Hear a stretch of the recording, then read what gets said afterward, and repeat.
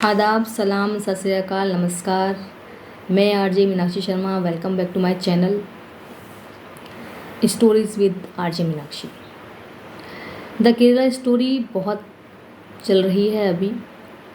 कुछ लोग ऐसे भी हैं जो इस फिल्म को देखने की हिम्मत नहीं जुटा पा रहे हैं।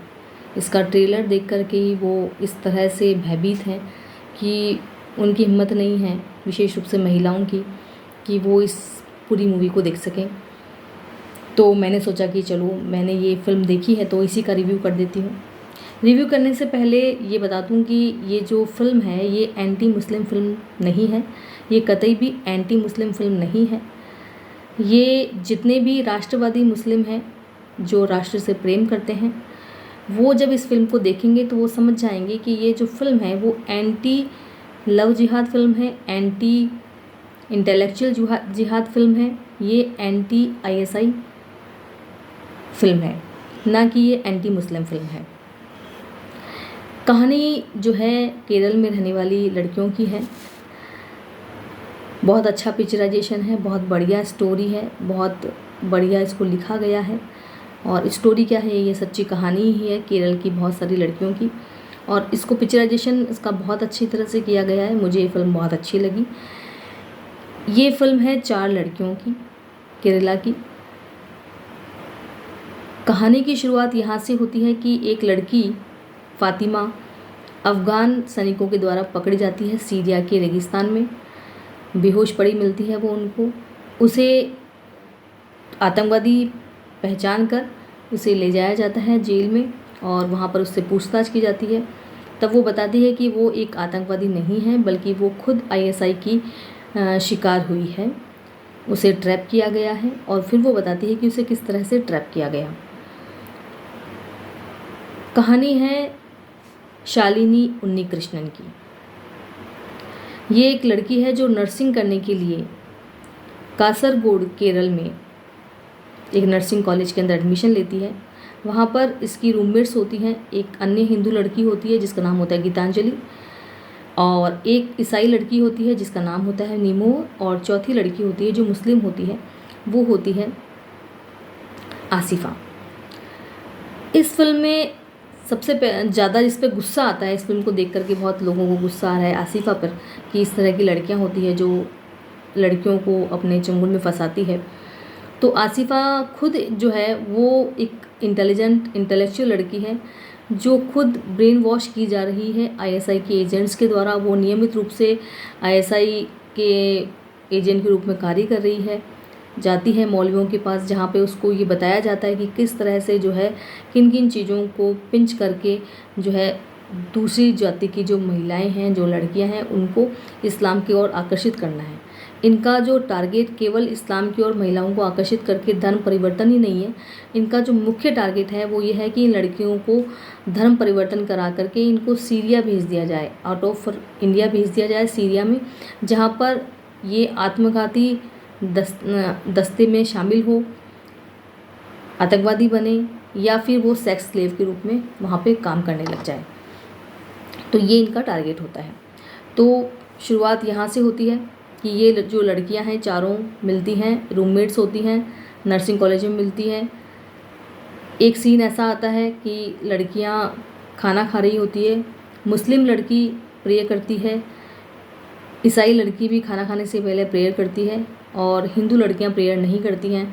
तो उसको बड़ी धिक्कारती है वो आसिफा की, तुम लोग नाशुक्रे हो जो भगवान की प्रेयर नहीं करते हो खाना खाने से पहले, क्या हमारे यहाँ तो ये बहुत ज़रूरी होता है। तो छोटी सी शुरुआत होती है। उनको लगता है कि यार ये कितनी अच्छी चीज़ है कि ये लोग खुदा का शुक्र अदा करते हैं भोजन से पहले, हमें तो ये चीज़ सिखाई नहीं गई। फिर कासरगोड के पास ही जो गांव है वहीं पर आसिफा का घर है। बाकी लड़कियों का घर कासरगोड से काफ़ी दूर है, इसलिए जब भी 1-2 दिन की छुट्टियां हो जाती है, आसिफा अपने एजेंडे के तहत उन बच्चियों को अपने साथ अपने घर ले जाती है। वहाँ पर अपने घर वालों से मुलाकात कराती है। वहीं पर 2 क्रिश्चियन लड़के, माफ़ कीजिए, वहीं पर 2 कज़न्स जो हैं उसके, जो वो भी आईएसआई के एजेंट हैं, उनसे उनकी मुलाकात करवाती है और इस तरह से उनको समय देती है कि उन लोगों के आपस में नज़दीकियाँ बढ़े। और इस बीच जो ये ईसाई लड़की होती है वो आसिफा की बातों को ज़्यादा भाव नहीं देती है और वो इनसे दूर रहती है। तो वो उनके एजेंडे में शामिल तो है, लेकिन वो उसको अपने धर्म के प्रति बहुत लगाव है, इसलिए वो इस्लाम के प्रति इतनी झुकती नहीं है। लेकिन ये लड़कियां जो है धीरे धीरे इस्लाम धर्म से प्रभावित हो रही होती है। एक बार इसी एजेंडे के तहत कि लड़कियों को जो है इस्लाम के प्रति आकर्षित करें, लड़कियां मॉल में जाती है। आसिफा अपने ही कुछ गुर्गों को भेजती है, जहाँ पर वो लड़कियां मौजूद हैं वहाँ पर उन लड़कियों के साथ में छेड़खानी होती है, उनके कपड़े तक फाड़ दिए जाते हैं। इससे वो लड़कियां इतनी ज़्यादा डर जाती हैं कि वो जब वापस हॉस्टल आती हैं तो बहुत रोती हैं। और ऐसे में आसिफा उनको बहुत सांत्वना देती है और उधर वो कज़न्स जो हैं वो भी आ जाते हैं। वो भी कहते हैं कि अरे ये ऐसे लड़के जो छेड़खानी करते हैं ये मुस्लिम लड़कों को बदनाम कर रहे हैं, हमारा धर्म ये लड़कियों को छेड़खानी की इजाज़त नहीं देता। इस तरह की बातें करके उनको बरगलाते हैं कि इस्लाम के अंदर कुछ लड़के ऐसे होते हैं, सारे लड़के ऐसे नहीं होते हैं। और आसिफा जो है उनसे एक बात बोलती है कि भाई तुम्हें पता है कि तुम्हारे साथ में ऐसा क्यों हुआ? तो वो बोलती है कि क्यों हुआ, कि क्योंकि तुमने हिजाब नहीं पहना था। क्यों? हिजाब पहनने वाली जो लड़कियां होती है उसको अल्लाह बहुत पसंद करते हैं, अल्लाह बहुत प्यार करते हैं, इसलिए जो हिजाब पहने हुई जो लड़कियां हैं उनको प्रोटेक्ट करते हैं अल्लाह। जबकि तुम्हें जो है तुम्हारा भगवान प्रोटेक्ट भी नहीं करता, क्योंकि वो खुद ही जो है वो बेसहारा है। तुम्हारे राम जी की पत्नी सीता जी को रावण उठा के ले गया और वो कुछ नहीं कर सके। शिव की जो सती थी उसने आत्मदाह किया और शिव कुछ नहीं कर सके। ऐसे प्रश्न जिनके बारे में मतलब उन बच्चियों को, जो हिंदू लड़कियां थी, उनको पता नहीं था, ऐसे प्रश्न उनके सामने डाले जाते हैं और उन लड़कियों के पास में कोई जवाब नहीं होता है। और इस तरह से तस्वीर पेश की जाती है कि हिंदू धर्म तो बिल्कुल ख़राब है और इस्लाम धर्म जो है वो महिलाओं के लिए सबसे बेस्ट है। अगर हम हिजाब नहीं करते हैं, पर्दा नहीं करते हैं, तो हम जहन्नुम में जाते हैं, दोज़ख की आग में जलते हैं। इस तरह की कई चीज़ें उन लड़कियों के दिमाग में डालने का प्रयत्न किया जाता है।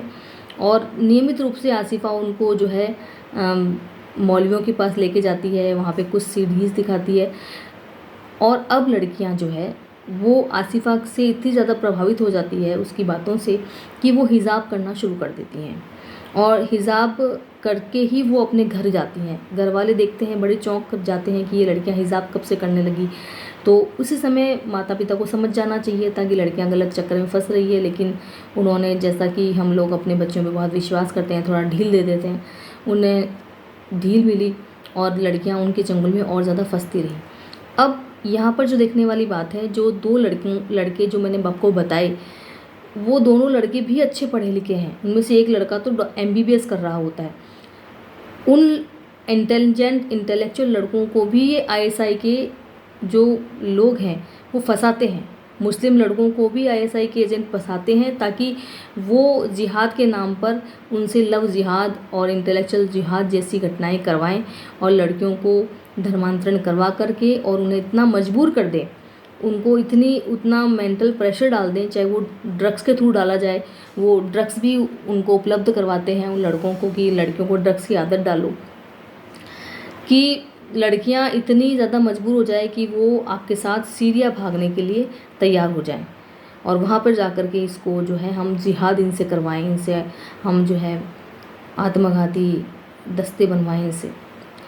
तो इसी एजेंडे के तहत जब वो लड़कियां मॉल से आती हैं, उनके साथ में घटना होती है, तो वो बहुत डरी हुई होती है। तो वो जो MBBS डॉक्टर होता है वो कुछ दवाइयाँ, जो ड्रग्स हैं, वो निकाल के देता है कि तुम ये दवाइयाँ लो, तुम्हें थोड़ी शांति महसूस होगी।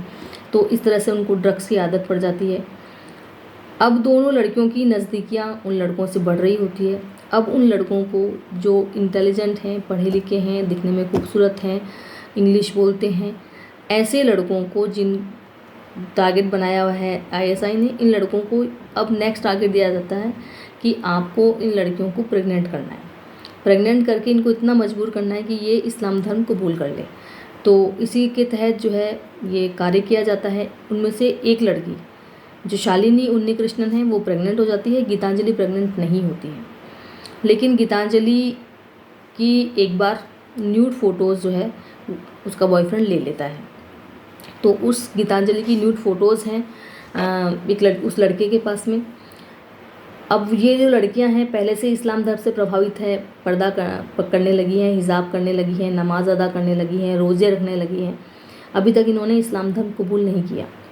अब जो वो लड़की प्रेग्नेंट हो जाती है तब वो बताती है अपने बॉयफ्रेंड से कि शी इज़ प्रेग्नेंट। तो लड़का मना कर देता है कि नहीं, ये बच्चा मेरा नहीं हो सकता। फिर भी वो काफ़ी रोती है, गिड़गिड़ाती है, तो तैयार हो जाता है कि भाई चलो ठीक है, मैं तुमसे शादी कर लूँगा, लेकिन तुम पहले इस्लाम धर्म कबूल करो। अब मरती क्या ना करती, परेशान थी वो, तो उसने इस्लाम धर्म कबूल कर लिया। गीतांजलि को लगा कि ये तो बहुत ज़्यादा प्रेशराइज्ड चीज़ हो रही है मुस्लिम धर्म अपनाने के लिए। तब भी वो भी अपने बॉयफ्रेंड से जो प्रभावित होकर के इस्लाम धर्म कबूल कर लेती है। अब दोनों जो हिंदू लड़कियां वो इस्लाम धर्म कबूल कर चुकी हैं। तीसरी जो ईसाई लड़की है वो थोड़ी सी दिमाग है उसके अंदर कि ये क्या चीज़ हो रही है, गलत हो रहा है, तो वो इस्लाम धर्म कबूल नहीं करती है और इन लोगों से दूर ही रहती है। लेकिन ये जो दो लड़के हैं जो मुस्लिम लड़के हैं, ये अपनी दोनों गर्लफ्रेंड्स को इस्लाम धर्म कबूल करवा लेते हैं। अब जो बॉयफ्रेंड है MBBS, जो प्रेग्नेंट कर चुका है लड़की को, वो भाग जाता है। अब अकेली रह जाती है शालिनी इस्लाम धर्म कबूल करने के बाद। वो जाती है अपनी फ्रेंड आसिफा के पास कि तुम्हारा कज़न तो भाग गया। अब आसिफा उसको लेकर के मौलवी के पास जाती है कि इसके साथ में मेरे भाई ने गलत कर दिया। तो वो कहता है कि चलो कोई नहीं, अब तुम इतने दिन तुम्हारे हो चुके हैं कि तुम बच्चा अब गिरा भी नहीं सकती, तो अब तुम ऐसे लड़के से शादी कर लो जो इस्लाम धर्म को मानता हो। तो एक लड़का है मेरी नज़र में जो ईसाई था। ध्यान दें कि लड़के को भी मतलब टारगेट किए जाते हैं। तो एक लड़का था जो ईसाई था, उसको हमने अभी अभी मुसलमान बनाया है, इस्लाम धर्म कबूल करवाया है, तो तुम उससे शादी कर लो और तुम लोग दोनों जने सीरिया सेट हो जाओ, यहाँ से चले जाओ, तो तुम्हें कभी किसी को जवाब नहीं देना पड़ेगा कुछ किसी भी बात का कि तुम कैसे प्रेग्नेंट हुई, ये लड़का कौन है। इस तरह से उसको बरगलाया जाता है।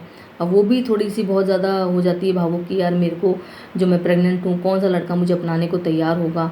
तो वो उस लड़के से शादी कर लेती है। गीतांजलि का बॉयफ्रेंड भी उसको बोलता है कि चलो अपन भी जो है सीरिया चलते हैं और ISI से जुड़ जाते हैं, जिहाद करते हैं। तो गीतांजलि को तब तक समझ में आ जाता है कि ये तो बहुत ज़्यादा हो रहा है। तो वो कहती मैंने इस्लाम तो धर्म कबूल कर लिया, ठीक है, लेकिन मैं अब ये जो है आउट ऑफ इंडिया नहीं जाऊँगी। इस बीच आपको एक घटना मैं बताना भूल गई कि ये जो गीतांजलि लड़की है, इसको भी इतना ज़्यादा इसका ब्रेन वॉश किया जाता है, इतना ड्रग्स इसको दिया जाता है कि ये खुद अपनी जो है न्यूड फ़ोटोज़ एक बार लड़के को वो लड़का मांगता है और वो उसको न्यूड फ़ोटोज़ भेज देती है।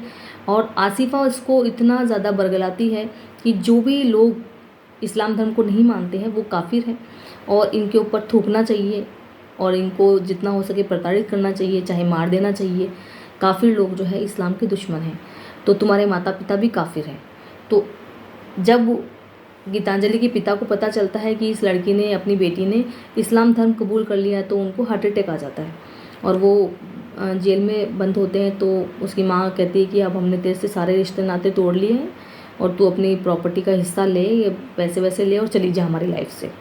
तो वो मना कर देती है कि मेरे को तो आप लोगों की शक्लें नहीं देखनी है, जो गीतांजलि है। तो आसिफा उसको समझाती है कि जो काफिरों का जो पैसा है वो हम लेना तो हमको पुण्य मिलता है, सवाब मिलता है। तो तू अपने माता पिता से अपना हिस्सा लिया, अपना जो पैसा है उसको लिया, गहने वहने जो भी वो देते हैं वो लिया और उनके मुंह पे थूक के आ कि तू अगर काफिरों के मुंह पे थूकेगी तो तुझे और भी ज़्यादा जो है अल्लाह पसंद करेगा। तो वो जाती है और लिटरली वो अपने पिता पर थूकती है, जो कि वेंटिलेटर पर है, उन पर थूकती है। और इस तरह से जो है वो पूरी तरह से गिरफ्त में आ चुकी होती है ISI के एजेंटों में। और इधर शालिनी उन्नीकृष्णन भी अपना धर्म मज़हब चेंज करके किसी और से शादी कर चुकी है, फातिमा बन चुकी है और वो बिल्कुल पूरी तरह से तैयार है अब ISI की एजेंट बनने के लिए। गीतांजलि को धीरे धीरे जल्दी ही समझ में आ जाता है कि ये जो ट्रैप है वो हो रहा है उसके साथ और उनको ISI का एजेंट बनाने के लिए जो इस तरह से जाल में फंसाया गया। तो वो अपने बॉयफ्रेंड से मना कर देती है कि वो तो ISI ज्वाइन नहीं करेगी। तो उसका बॉयफ्रेंड उसको धमकी देता है कि मेरे पास तुम्हारी न्यूड फ़ोटोज़ है, अगर तुमने मेरे साथ में सीरिया चलना कबूल नहीं किया तो मैं ये सारी फ़ोटो वायरल कर दूँगा। तो वो डरती नहीं है, अपने माता पिता के पास चल जाती है, सॉरी बोलती है और आराम से अपने माता पिता के साथ रहने लग जाती है। वो लड़का उसकी न्यूड फ़ोटोज़ को अफ़गानिस्तान, पाकिस्तान वहाँ के लोगों को भेजता है और वहाँ से वो फ़ोटोज़ इंडिया में पूरी तरह से वायरल कर दी जाती है। और लड़की ये गीतांजलि जो है, जिसने इस्लाम धर्म कबूल कर लिया था, आईएसआई का एजेंट बनना कबूल नहीं किया, उसको अंत में सुसाइड करना पड़ता है। गीतांजलि सुसाइड कर लेती है। अब फिर से आते हैं हम शालिनी उन्नीकृष्णन के बाद। शालिनी उन्नीकृष्णन जो प्रेग्नेंट है एक लड़के से, लेकिन वो शादी कर लेती है एक ईसाई लड़के से, जो कि अभी अभी इस्लाम धर्म उसने कबूल किया है उससे, और उसके साथ आईएसआई के पैसों पर हनीमून के लिए कोलंबिया चली जाती है। कोलंबिया में नीमो, जो उनकी तीसरी ईसाई फ्रेंड थी, उसका फ़ोन आता है। वो बताती है कि तुम ट्रैप हो गई हो, तुम्हें आईएसआई का एजेंट बनाने के लिए इन्होंने ये सारा का सारा खेल रचा था। गीतांजलि ने मना कर दिया तो गीतांजलि की फ़ोटोज़ वायरल कर दी, उसने सुसाइड कर लिया है। और मेरे साथ पे भी इन्होंने बहुत गलत किया कि जब तुमने एक दिन तुम्हारे बॉयफ्रेंड्स के जो एक फ्रेंड था उससे मेरे को मिलवाया था। हम लोग एक दिन रेस्टोरेंट में गए तो उसने मुझे शरबत में नशीली दवाइयाँ मिला के पिला दी, मेरे साथ में रेप किया, मेरी फ़ोटोज़ खींच ली और उन फ़ोटोज़ के आधार पर रोज़ मेरे साथ में रेप करता रहा और कई लोगों से मेरा रेप करवाता रहा और मुझे इस्लाम धर्म कबूल करने के लिए बहुत मजबूर कर रहा है कि नहीं तो वो फ़ोटोज़ वायरल कर देगा, तो लेकिन मैं झुकने वाली नहीं हूँ। तो इस तरह से इन तीनों लड़कियों को जो है फंसा लिया गया है। ये बात वो अपनी फ्रेंड शालिनी उन्नीकृष्णन, जो फातिमा बन चुकी है, उसे बताते हैं। अब फातिमा को अभी भी समझ में नहीं आता है कि वो कितनी बड़ी ट्रैप का शिकार हो चुकी है, कितना आईएसआई जो है उसने उसको ट्रैप कर लिया है, अभी भी उसको समझ नहीं आता है। और वो ये सोचती है कि ये सब कुछ इन लड़कियों के साथ में, गीतांजलि के साथ में, नीमो के साथ में इसलिए हुआ क्योंकि इन्होंने अल्लाह की राह जो है छोड़ दी, इन्होंने इस्लाम धर्म जो है छोड़ दिया। एक बार कबूल किया लेकिन छोड़ दिया, तो अल्लाह का कहर इनके ऊपर बरसा है, तो मैं तो अब इस राह को नहीं छोड़ूंगी। और वो अपने पति के साथ में जो है पाकिस्तान होते हुए अफ़गानिस्तान से सीरिया पहुंच जाती है। वहाँ जाकर इसको सच्चाई समझ आती है।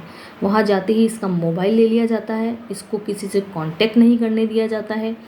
वो एक बार अकेले महिलाएं वहाँ पर सीरिया में बाज़ार में जाने के लिए बाज़ार में नहीं जा सकती है। जो महिला अकेली बाज़ार में जाती है उसको पकड़ करके उसको बेच दिया जाता है कि ये महिला अकेली घूम रही थी। एक महिला लिपस्टिक लगा लेती है, इस वजह से उसका हाथ काट दिया जाता है और उसके पति की गर्दन काट दी जाती है कि उसके पति ने इसको लिपस्टिक लगाने पर मना नहीं किया। और इन सबको देखकर वो इतनी घबरा जाती है कि वो मदद मांगती है एक महिला से कि अगर तुम्हारे पास मोबाइल है तो मेरी बात करवा दो। लेकिन वो जो लड़की है वो पहले तो मना कर देती है कि मैं मोबाइल से बात नहीं करवा सकती, मेरे पास मोबाइल नहीं है। फिर वो बहुत रोती है, गिड़गिड़ाती है, तो वो अंदर से मोबाइल निकालती है जो एक सीरिया की जो अन्य महिला है, प्रताड़ित महिला है, उसने छुपा के रखा हुआ होता है। अब वो अपने मोबाइल से मैसेज करती है, उस मोबाइल से अपने माँ को मैसेज करती है और जैसे ही उस घर से निकलती है उस महिला का पति आ जाता है, उसके हाथ में मोबाइल देखकर उसे गोली मार देता है। तब उसे हकीकत समझ आती है कि उन्हें जो है किस तरह से ट्रैप किया गया।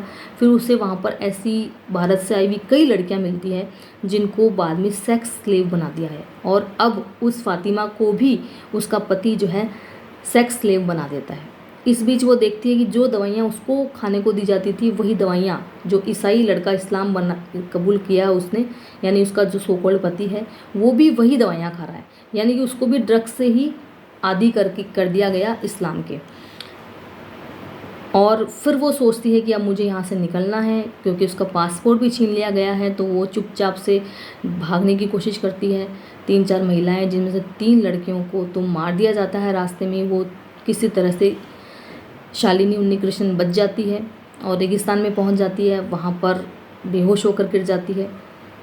तो जो ड्रोन कैमरे होते हैं वो घूम रहे होते हैं वहाँ पर, जहाँ अफ़गान सैनिक जो है उसको ड्रोन कैमरे से देखते हैं, वहाँ से उसको रेस्क्यू करते हैं और उसके बारे में पता करते हैं। तो पता चलता है कि ये फातिमा है जो आईएसआई की एजेंट है और फिर उनसे पूछताछ की जाती है।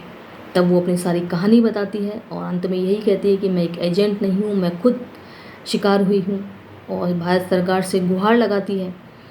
अब देखिए ये जो टारगेट है इसमें वो जब ये अपनी भारत सरकार से गुहार लगाती है कि मुझे बचाया जाए, उस वक्त वो बताती है यूएन के जो अधिकारी हैं उनको कि मैं शालिनी उन्नीकृष्णन हूँ, एक हिंदू हूँ।